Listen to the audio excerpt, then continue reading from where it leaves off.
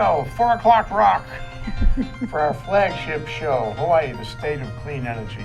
On my far left is Ray Starling, Hawaii Energy. In the middle of the women part, Stora Nakafuji. She's an engineer with Hawaiian Electric, and she's actually the director of renewable energy planning. Major piece. We are delighted and honored to have you at our table. Thank you. As Charlie Rose always says. Yeah. Sharon Moriwaki, co-chair of the Hawaii Energy Policy Forum, which is like in the center of the universe. Energy. It all stops. You know, if you see it as a bicycle wheel, she's the hub. Well, I wouldn't say And that. a nice person, too. But welcome and aloha. Yeah, welcome to all of you guys for another fun time on Wednesday afternoon. So, Dora, let's begin with you because you issued a press release this week, and we are delighted to have you here to talk about this new thing with Gridco Systems and their technology to make the grid more efficient, more smart. Tell us about it. Great, thank you for having me here, first of all. And yes, we're very excited about the implementation of this technology. And the Gridco IPR, Inline Power Regulator, is actually one of a number of technologies that we are currently deploying that's offering some additional intelligence down at our edge of network, where we can get closer to the customer and thereby fine-tune some of the issues that we have to address that are on the circuits closer to the customer. And this is in response to a lot of the influx of additional PV systems that are on our distribution circuit. So we need to have a little bit more fine-tuning tools down at that level. Okay, so questions? So Can what can does I it ask do? you some questions? I'd like to know what it Sure. does. Yeah, so What does it Gridco do? makes a black box, and the black box is on the wire between you guys and the customer. Yes. Okay, and what does that black box actually do? So it's actually kind of like a box. It looks like one of our cans, which tend to be cylindrical. This is actually kind of like a box. Okay, And it's actually giving us transparency, visibility, and ability to control or regulate our power quality conditions between our transmission or our distribution to our customers. So it's a regulator. If you think about it as kind of managing how much power flows to the customer, how high the voltage is, and we have to maintain a certain level of quality, right, as well as a level of service. This device helps us see it down closer to the customer and helps us regulate it. It helps you manage, or does the customer have any controls over it at all? Because this is on our side of the line, it's on our side, but because we can see it down to that level, so for example, down at a customer site where they might have a lot of PV right at one spot along the line, if that PV is generating a lot, it may cause a voltage condition right at that local spot. Our traditional way of fixing this problem is to make some alterations at our substation, which affects everybody along that circuit. Now we can be more local, focused on where that problem is or that hot spot. And so that's what allows us to do. And you we can just fix see the it. problem. You can see it we as can it see happens. the voltage rise, or if that's the condition that we're trying to address, and we can basically regulate it. so when you say that it's going to control what goes to the customer, you mean one customer only, my house, or do you mean a whole neighborhood? It could be a whole neighborhood, or it could be a select few customers. Usually when at the distribution level, our circuits are split up into segments. So one of our poles might service 4 to 5 to 10 customers, and wherever that IPR is placed, it will serve that same cluster of customers. But if my problem is just my problem, not my 9 other neighbors, then it will just address my problem, or all my neighbors have to go through Well, whatever so I'm going through. right, because the grid is all connected. You think about water flowing through a pipe. If you're having problems, that means that everybody that's on that same pipe is going to have a problem. So if your system is causing an issue, it could affect your neighbors. And that's why we want to use this device to then regulate it, correct it, so that it doesn't affect the rest of the customers. So the idea is to move the control down the line toward the customer. Right. You'll have greater control on the individual, or at least the small group of customers, or the one building, what have you, one facility. So this is pretty sophisticated. This is smart. It's smart. We like smart. We like smart. and I suppose the more you have of these things, the smarter it is. In other words, the further down the line you move it, the more benefit you have from using this kind of technology. Am I right? In theory, yes, because it allows you to get more or get closer to the problem, the source of the problem. But it's really allowing us to kind of get to the edge of what we call our network, before we get into the customer's home, because Right. we don't want to be doing this in the customer side. Right. So we try to get as close as possible to the source of the problem, because if we mitigate it there at a lower voltage, lower level, we don't have to back it all the way up to the system level where it then affects everybody Right. on the Then circuit. it's too granular It's that way. becomes a bigger problem, So right? what happens now then? So it is everybody gets every problem, or how do you control it now? So right now, we're in the performance phase of this technology because That means the testing phase? it's like a testing phase, right? Because we want to make sure that it's sound and it meets our safety standards, and it has a procedure for addressing outages, and it fits within our processes and procedures, right? What- We don't want to just throw out a new technology and nobody knows anything about What it. turns me on about this, which we haven't really covered yet, is the fact that I think this is part of the Internet of Things. In other words, you are talking We're to this talking box to all it. the time. How do you talk? You talk on the power line or through the Internet, or a combination? Right now, through the performance phase, we're actually talking through the internet. And that doesn't mean that that'll be the only way we talk to the device. But because we are right now strategically deploying these to address certain hotspots on our grid, and it may not go everywhere because there isn't a need. We don't want to put it out there if there's no need. But certainly for areas that it makes sense to put it, and it is one of the only ways that we can effectively and cost effectively address the problem, then we want to do it this way.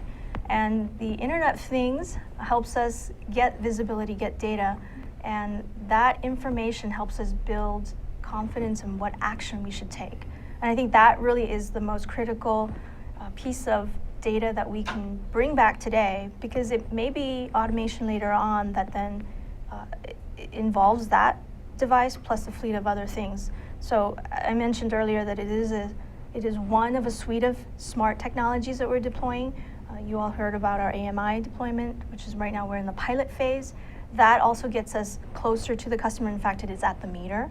And then there's other storage, distributed storage technologies we're also testing out, where it gets into the customer side, but then it helps the customer's load to be dynamically responsive to our grid when we do need it. So there's a variety of technologies that we're looking at that gets us closer down at the consumer level, and then it helps us integrate their resources, and it really involves the customer as part of managing the grid. It's seeing it, it's taking action based on decisions or data that's coming back, and then making it interactive. So do I understand correctly that this device is necessary now because of the PV that you've got on the system, or was this something that you might have had years before PV came online? The technology itself has come on the market. It has gone through a lot of UL testing. So I think it's at a point where it can be safely deployed on a live grid. We don't necessarily want to put out a prototype system when it's not necessarily tested out that way. So years ago, we didn't have this technology. Could we have used this? Well, we didn't have the issues that we were seeing today. So I think that's another example of how we're actively monitoring, looking for innovative technologies that helps us resolve the problems that we're having, because that's the only way we can advance and modernize our grid. So we don't want to just put on ancient technology. And the way we fix traditional problems on the grid is still fine. It's just that when we encounter a lot of high penetration PV situations, the traditional method might be a little bit more costly, or maybe takes a longer lead time. And so these might be interim stopgaps along the way, or they may be permanent solutions, because what we may be finding as the circuits are constantly changing with more PV coming on or load adding to the circuit, it's just the situation is so dynamic when we get closer to the customer side. What I heard in Ray's question was, I mean, maybe it's my interpretation of his question, is, you know, we had interconnect problems. I mean, I think largely resolved, I think, by now. But the interconnect problems is all about, can we take all this PV onto the grid? And it sounds like this kind of device helps you in that regard. Is it? It certainly can help us, especially in areas where we've never had information. And so we put in safeguards within the design when we interconnect customers. And that's based on the best known engineering concepts that we have, ideas that we have out there for the system. However, when it comes to distribution circuits and a lot of PV, we know how PV is variable. So depending on the time of day, cloud cover, it's very dynamic. So having an active system out there that helps us regulate it without having to back it all the way up to the system, it really does help us. Refine it, yeah. Refine it, tighten that uncertainty, Yeah. and it may help us create some headroom. But this also assumes that back at headquarters, you have a processor which is one, you know, with a powerful set of algorithms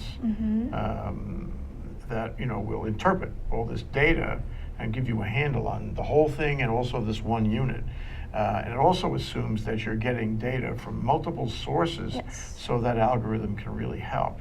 And it reminds me of the discussion we had at the UC conference a week ago with Ted Glossier of the STEM company. Yes. You guys are working with them, yeah? Absolutely, we are. And he is collecting big data on the client side, the customer side, and he's got a little box on his side that controls how much power is coming in and out of the battery, putting a battery with it.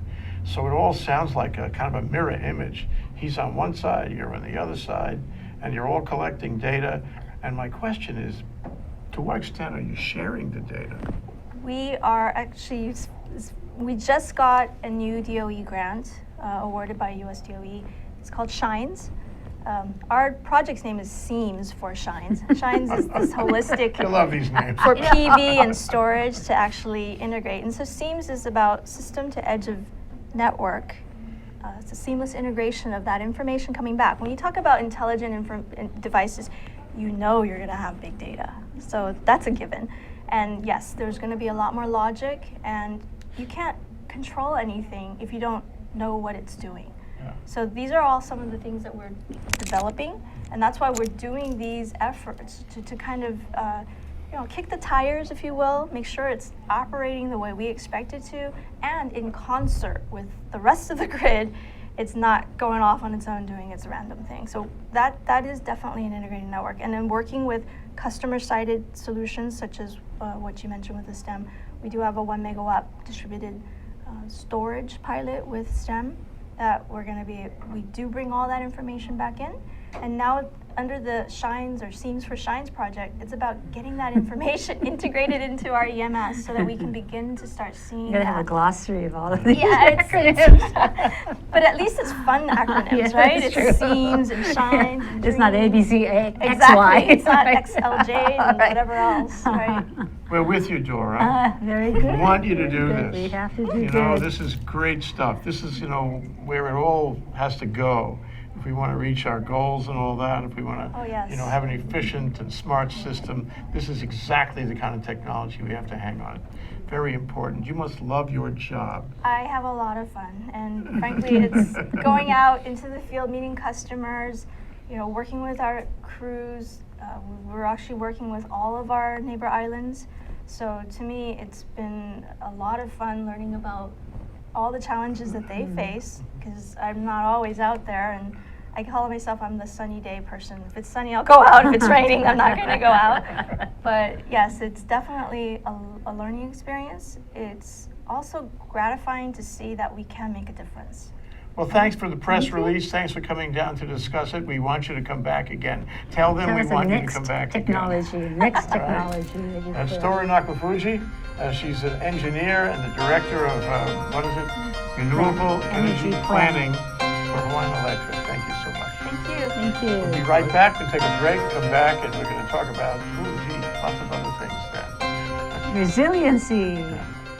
Aloha, my name is Kirsten Baumgart-Turner, and I'm the host of Sustainable Hawaii at thinktechhawaii.com.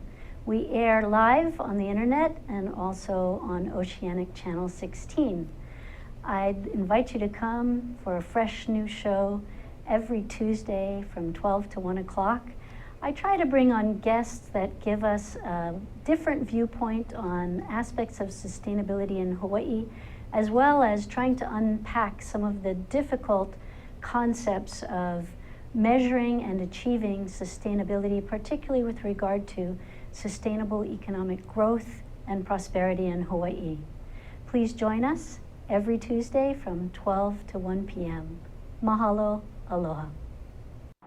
Ted Ralston, folks, of our show at Think Tech Hawaii called Where the Road Leads, where we talk about technology influencing the future of Hawaii. Technology, of course, is the art of solving problems. We always bring in interesting and informed guests who can see from different perspectives and different points of view how that future might unfold and how technology can assist us in getting there. So once again, join us 4 o'clock to 5 o'clock on Fridays. Ted Ralston, your host. And please, if you have ideas that you'd like us to address on this show or folks who you think should be on it, let us know. Aloha, namaskar, and hello. My name is Anu Hito. My show is called Climate Change Beyond Outrage. In it, we go beyond outrage to discuss solutions to global problems on climate change facing people, nations, and the world. Join me here every Tuesday at 1 o'clock on Think Tech Hawaii. Aloha and bye-bye. Aloha, this is Keli'i Akina, president of the Grassroots Institute, and I want to thank you for watching Think Tech Hawaii. We are delighted to be partners with Think Tech because it gives us the opportunity to bring to you a show every week on Monday at 2 o'clock p.m. called Ehana Kako. Ehana Kako means let's work together because we believe that Hawaii will be a better place when everybody works together. And in what way? Well, at the Grassroots Institute, we research 3 basic areas and we invite guests to come on board from across the country, the state, and the nation to talk about a better economy, a better government, a better society. Now, aren't those things we all want? Indeed. If you'd like to have the latest research in terms of public policy, as well as ways in which we can build a better government, economy, and society, then tune in every Monday on Think Tech Hawaii at 2 o'clock p.m. for our fascinating guests on Ehana Kako. Let's work together. I'm Keli'i Akina with the Grassroots Institute, and I'll see you then. Aloha. Bingo, group shot, we're back. It's 4 o'clock rock here in Hawaii, the state of clean energy, with my buddy with whom I am touched at the hip, connected at the hip, Sharon Moriwaki, the co-chair of the Hawaii Energy Policy Forum. And now joining us is Jim Lyon. He's Lyon Associates. He is Lyon Associates. He is Lyon. The Lyon and Lyon Associates. The that's Lion Jim. of Lyon Associates. And Lisa Shozuya, she is also with Lyon Associates, and they're here to talk She's about the training director. Training director of Lyon Associates, and we're here to talk about what Lyon Associates does and how it impacts our state and our energy.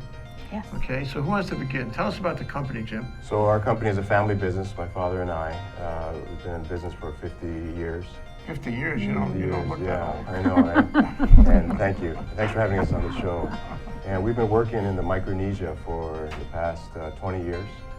And we've seen climate change affecting the sea level rise of these atolls. And we've been on atolls with 200 people on 300 acres. And what we've seen is the heating temperatures of Micronesia, where it's 7 degrees above the equator. Hawaii is about 21 degrees. So it's much hotter, it's much closer to the equator. And we've seen massive hurricanes wipe through these atolls. So one of these cyclones can be 12 miles wide or 1,000 miles wide. And when 1,000 miles wide, they rip through these atolls and all the coconut trees fall down. And so what we're seeing on the front lines of People climate get change. hurt and killed? Some do, yeah. And it takes days sometimes to get by boat to these atolls. And so what we saw there is, we really need to offer some kind of training and understanding how to go through a hurricane. So we met with Dr. Carl Kim here on the National Disaster Sure, Preparedness across the Training street. Right. And so we're offering courses to the community because what's happening down there is going to happen here, right? Because we're on the front You lines. sound so certain about that. Well, He is certain about that. He is, he is. The reason he's certain is it's true. It's going to happen here. You gotta be prepared. Yeah. So but living on an atoll, it's the sea level has is rising. So there's no fresh water in the aquifer now. They got to rely on rainwater, but then there's longer droughts. They can't grow taro because the salinity of the soil has gotten really bad. Are they going to have to abandon ship? There's atolls in there where they're losing a third of their beach. The wind directions are changing, and they all talked about the heat. The heat has gotten a lot worse. You mean like Just heat? Like the on heat on the this skin. past summer. Right. We Just had one guest on last week who talked about exactly what the process was. Your skin cools your body, and your heart, sends the blood out to your skin so it can cool the blood. And if your skin is warm, okay, the blood doesn't get cooled. So then it goes back to your heart, and your heart says, wait, something wrong, this is too hot. So it sends it out again, and again, and again, faster and faster and faster, and you die. yes. This is a big problem. Yes. And those people, there've been a lot of people in the last couple of years that have died over these elevated temperatures. Right. I'm Can't sure get that's cooled happened in down. Micronesia. Right. Another problem is they're drinking salt, right? Because you got salinity all over the place. Even on the rain, when it catches rain, you got salt water. So your body, salt is a natural absorbent, right? So it dehydrates you quicker, and it's not good. When you land on these atolls, you fly in a prop plane, maybe 1,000 feet in the air, and so it's really cold. And when you land on these atolls, your brain just sees alarm clocks because every pore on your body opens, and you're sweating like crazy. What because kinds of temperatures are you talking about? Well, the temperature's probably in the 90s, but it's more the humidity. You just sweat like you wouldn't believe, and so all of a sudden you're parched, and that's when you appreciate ice. We just got back yesterday. They don't have ice, Micronesia. right? So there's no I was there for 2 electricity. weeks. There's no ice. Yeah. There's no refrigerator, of cold water. Why so. do you do this? Well, we've been working in there. They're a big client of ours, and Client in what way? we You work on consulting with them? in infrastructure. We do airports, we do roads, ports, some of the water lines, school buildings. So You're engineers. right? And so the last, I'd say, 3 years, we kept hearing more and more stories about atolls and people struggling on where to go, right? Because if they don't have land anywhere, so we decided to make a video of it. It's called Vanishing Islands. We got it on YouTube, and with the Paris, this recent climate change, billions of dollars going in there, we were trying to help them get the message out that they need help. I mean, there's 50,000 people living on atolls in Micronesia. There's 30,000 living on atolls in Marshall Islands. You got Kiribati, you got Solomon Islands. There's thousands of these. So a couple million people on these atolls, and they're living at elevation 8, right? 8 feet above the sea level. And when a hurricane goes through, you can't. Coconut trees are dead. They got no breadfruit. And the problem is accessibility. So, one atoll we visited. I asked how long was this drought. He said 10 months. I said 10 months. Whoa. He's like, yeah. And I said, well, how did you get saved? So the U.S. Navy ship came and air freighted water bottles onto these sites. But these countries, relatively limited in resources, and Well, we should care in Hawaii on two levels. One is as a matter of humanity. There are people suffering there. We should recognize that. Maybe try to figure out ways to help them. But the other, as you mentioned in your first remark, is that what happens there is going to happen here. Yes. And we'd better learn as much as we possibly can about how this works. And this probably goes to you, Lisa. Yeah. We better teach people Yes. exactly what those lessons are, Right. so that they will not be caught by surprise. Right now, I think if this kind of thing started happening in earnest in Hawaii, people would be caught by surprise because they have ignored it, rejected it. The policy forum had this legislative briefing, and one of the big issues was climate change and mitigation. That we're not doing enough here, even to address the problems, or at least plan forward on how do you mitigate, not just like adapt to it, but really do some things. Are there any lessons learned from where You have gone into some of these atolls and done some mitigating work, or at least training them to do something differently. Airport runways, because they're always built on the reef, right? In Hawaii, every airport is built on, except Molokai, I think, is built on the reef. So Reefs are close to sea level. Yeah. correct. So you got 2 feet up and down every day, high tide, low tide, right? But then you got storm surges, and then you also got increasing sea level rise. So the wave actions are heavier, the storms are more intense.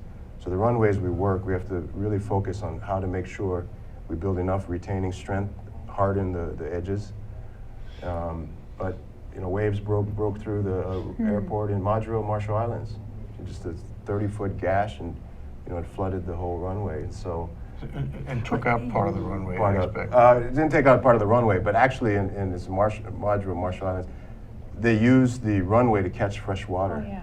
So the I was gonna tell you ocean to talk just about that. wiped out their whole freshwater supply because of the Really? walls. Yeah. So that's the first thing I think for Oahu, Maui, Kauai.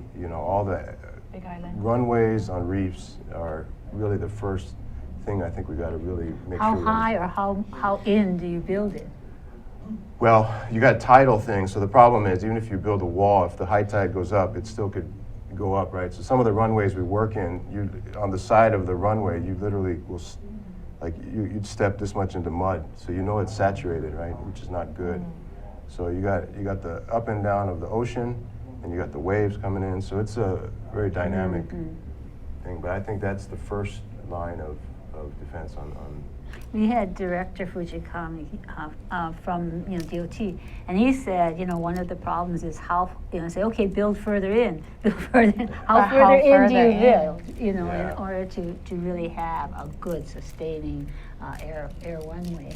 Yeah, that's the problem, right? Because There's there's nowhere only to flat go. point, It's an right? island. Yeah. Flat island, flat reefs, less struggles on ownership issues, right? And then we're stuck now because we have mountains a mile in the air, and we're limited by, say, 5 miles to the ocean, right? And you can't move up the mountain because we're holding that for freshwater aquifers. So we're bottlenecked, right? So there's really limited, and again, long, mile long, 2 mile long runways that are flat on mountains are very difficult to build, right? Okay, we're going to take a short break. That's Jim Lyon of Lyon Associates and Lisa Shozuya, also of Lyon Associates. And when we come back, we're going to talk about the training program, who you're training and what you're telling them, and maybe for a moment, you could train us. This is Hawaii, the state of clean energy, talking about resilience, what we learned in the Marshall Islands. We'll be right back. Aloha, my name is Justina Spiritu, and I'm the co-host of Hawaii Farmers Series. This is my co-host, Matthew Johnson, and you can catch us every Thursday at 4 p.m. at thinktechhawaii.com. What do we talk about, Matt? So on Hawaii Farmers Series, we're going to be bringing on the farmers and also supporter of farmers, including restaurants, caterers, as well as government supporters and nonprofits to hear their background stories and understanding our local ag community just a little bit better. Yeah, essentially there's a lot more that goes into farming and the local food community beyond just producing the food. And we want to feature and get the background story on all these folks and see how we all work together as a community. So join us every Thursday. Aloha. How did you get into this? That's a good line. He loves it. This is his love. Is that right? Yeah. He created his own little comedic. Yeah. He was just practicing until he could Okay, get you retired guys and settle do this. down. We're actually on the air now. That's the thing, and I can't emphasize this enough. During the breaks, you guys miss it. It's fabulous conversation. We try to tell you a little about what happened during the breaks, but we can never capture it all. Anyway, Lisa Shozuya, you're training. What are you training, and who are you training, and tell us, train us. Okay. So last May, Lyon Associates partnered with the National Disaster Preparedness Training Center with Dr. Carl NDPTC. Yeah, there's a test at the end of it. This is gonna be There on is the a test after every class, actually. You got to know that acronym. So Lyon Associates created a partnership with NDPTC, with Dr. Carl Kim, and it was a Pacific-specific campaign that he wanted to do.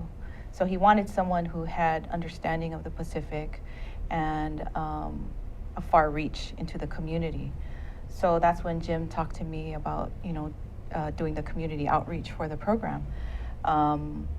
We have to train everyone in Hawaii, all islands. That's 1.3 million people. I know. Okay. It's a lot. So Wait, you just haven't right been in a here. training yet, yeah. So Hawaii, all islands, Guam, CNMI, American Samoa, Alaska, Oregon, and Washington. What, if you go up to the northeast? Yeah, the northwest. Northwest, It's the yeah. National Yeah. Disaster Preparedness Oh, Training. So it's national national. disaster. But Wow. this is, so NDPTC is one of 7 organizations that are, what do you call it? They can deliver these trainings in the United States. So, but our part of it is just to focus here. So most of the trainings that we're going to do are here, and we're going to do 1,660 people from I thought May you were going to to say May. hours or something. No, 1,660 people. So I think in the last maybe 5 years, the amount of people trained in Hawaii was about that much, but we're going to do it in 1 year. So the way to do that, we felt, was to do it from the ground up, right? To reach into the community as much as possible. And so we've literally talked to thousands of people. Where? Everywhere. Give an example. Waikiki, we talked to all the directors of security of the major hotels who invited us to a talk, and they had everybody in there: FBI, CIA, Secret Service, Homeland Security, TSA, all kind of people inside there. So we had them all in a room, and we shared about the training. We also went into the merchants in Waikiki. Our rigor hotels, mostly all of the people that are in their hotels are merchants of the hotel, but they don't actually get trained within the hotel. They have to do their own separate thing. So we talked to the merchants group. So is it mostly on the shoreline kinds of organization, or anybody? No, anybody. We've gone into communities. We've been to every island so far, including Lanai Island. We went to Kauai, I think, like 5 times already. Kauai wanted 5 trainings. Every island is kind of different, and they focus on different things. So we have a bunch of trainings, but the 4 that we're focusing on within this 1 year is our coastal community resilience, national disaster awareness for community leaders. At the time of disaster, any one of us can be called to be a leader, right? You never know where you're going to be or what's going to happen. Then we also have a social media class that teaches people how to use the social media at times of disaster. And then a caregivers of senior citizens that class. sounds good. Hawaii has a big, huge population of people, not only care homes, but people who actually take care of their parents or their grandparents. Yeah, multi-generational homes. So just bringing people in the community together to learn about this stuff has been amazing. Okay, I get we 2 love it. questions out of that. First question is, it's education, Yeah. but it's not necessarily action. Mayor Bloomberg, he's the one who might run for president. That Right. one. I heard that. Yeah, he I don't think he would. Alexa? Alexa, Would you? Mayor Bloomberg, put in, I don't know, billions of dollars of planned improvements around Manhattan Island. I don't think they've been built yet, but the idea is there's an actual, initiative going on to Right. protect Manhattan Island, such as you can from sea level rise. We haven't done that. There's no plan We need to in do that that. regard. We could do it, Yeah. but we haven't done it. So what do you say to people, who are, say, in Ala Moana, which could get inundated? What do you say? We could protect you, but we're not. Right. You have to run for the hills. Right, That's your plan. exactly. So that's part of the training. So the nice thing about the training that we're seeing in the communities is that we're bringing people together within a community, and it could include like a government official, a first responder, a military person, and then regular everyday people. To have them in a room conversing with each other, seeing the things that they know or don't know, has been a beauty of this training by bringing it into the community. So, for instance, when we were in Waimanalo, they have a very active group. And so they're taking the training, and now they're bringing their group together, and now they're taking learned in here and they're putting it to use. That's essentially what we want to do, because creating the resiliency mindset is going to help us in the long run. But you know, you could tell them the risks, the problems, and the Yeah. individual solutions, you know, or individual actions they should be thinking about, Yeah. as and when it happens, Right. and it will happen. But what about, to use the word plan out of the National Preparedness Disaster, National Disaster. That center. Yeah. When you leave that room, Mhm. do they know? Do they have a plan? Are they working on a plan? Is Carl Kim going to help them make a work on a plan? Are you going to help them work on a plan? Are they going to, all the firemen, for example, are they going to have a fire department plan somewhere?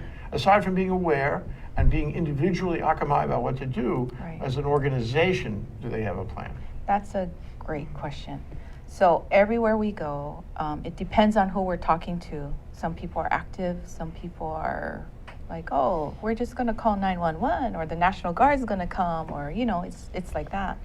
So one of the things is we also have been talking to a lot of scientists, right, that know all this stuff. So They all sat on that chair I right there. know. Yeah. So it makes what we're doing more urgent. So to get into people's minds and hearts, I think first, to help them to Absolutely. understand. Great discussion, great Yeah. point.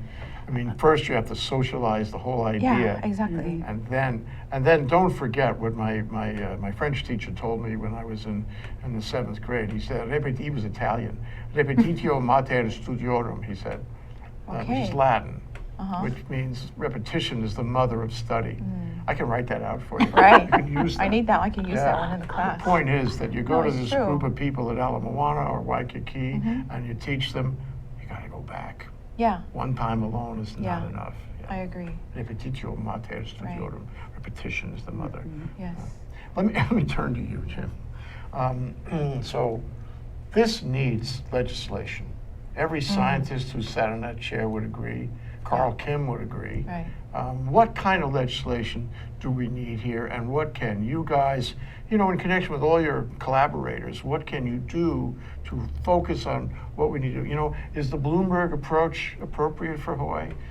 What do we do about saving the beach, saving tourism, saving all the property, saving our freshwater system? All those resilience things that you learned in Micronesia. How are we going to act as a community? Through what legislation? Who's the champion on this? And what are we saying to him? And what is he or her? And what are they doing about it? I think we're very fortunate to have Chip Fletcher at SOIST at University of Hawaii. We have really cutting edge data. And so his models on how Waikiki is going to flood really awakens everybody and the legislators.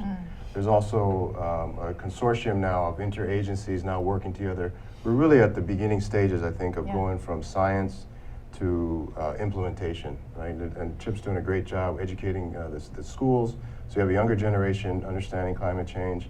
And I think the politicians, elected officials now, are really starting to understand that language. Waikiki is a challenge, right? Because you have high tide, low tide, and during some of the summer months, the ocean water lifts into the drainage inlets, so it floods Waikiki at times. They also have Manoa Valley, Palolo Valley, and Makiki streams running into Alawai. And so when you have a 100-year storm or 50-year storm, the level of water coming down and the sea level rise that's happening in a high tide, you got a real calamity there. And in particular with Alawai being as polluted as it is, you have a real health concern. It was not designed So well in the planning, first place. I'm yeah, sure you'll agree. planning. I found out Walter Dillingham was supposed to connect the other Right, edge. he failed to do Queens. that. Yeah, he didn't do that, so it's like it doesn't drain. Yeah. So it's like a I mean, cesspool, really. Any engineer would tell you, right? Yeah, Right. we need two. No, but planning is a big thing. It would have kind of washed it out, I mean, because it's. Well, it's going to cost us a ton of money is. It is. to do this, and like every single topic we cover in our whole Think Tech series, is an important had priority. money. Going to cost us a ton of money. Where are we going to get the money?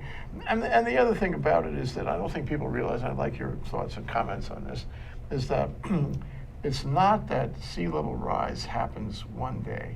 No. It happens gradually. It's And as gradually. it happens, Yeah. something like tourism would be impacted on a kind of very subtle basis.